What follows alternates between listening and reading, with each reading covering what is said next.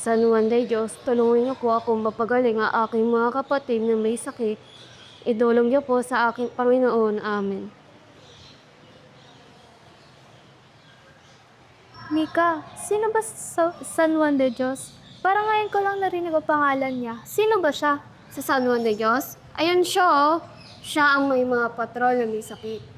Si San Juan de Dios. Siya ay pinanganak noong ikawalo ng Marso, 1495, sa Montemor, Olova, sa Portugal.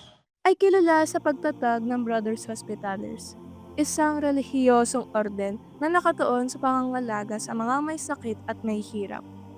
Ang kanyang maagang buhay ay puno ng pagsubok at pakikipagsapalaran, kabilang sa paglilingkod sa militar.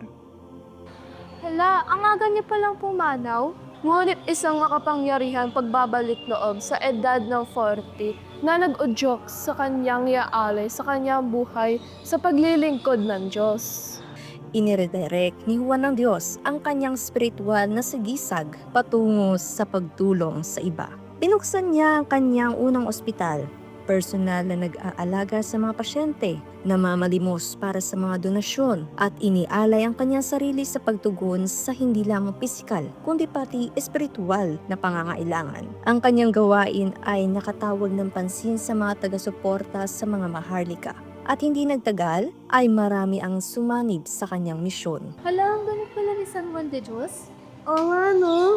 Oo, syempre, ang galing talaga niya. Si San Juan de Dios yan eh. Ang Brothers Hospitalers ay lumaganap sa buong Europa at nagtatag ng maraming ospital.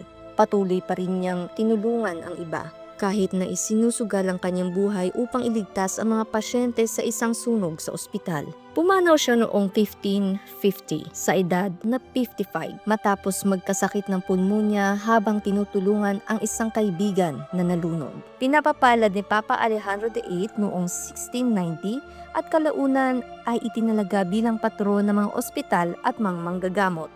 Si San Juan ng Diyos ay kinikilala rin bilang patron ng mga may sakit, bombero at mga pasyenteng may sakit sa puso na nagpapakita ng malawak na saklaw ng kanyang mga kontribusyon sa Kristiyanong paglilingkod at pangangalaga sa kalusugan. Ang kanyang kapistahan ay ipinagdiriwang tuwing ikawalo ng Marso, ang anibersaryo ng kanyang kamatayan.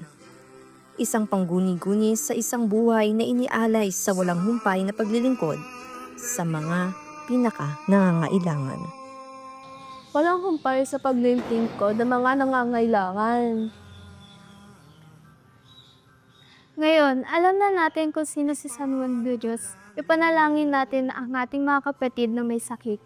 Kay Kristong naglingkod, nagmahal.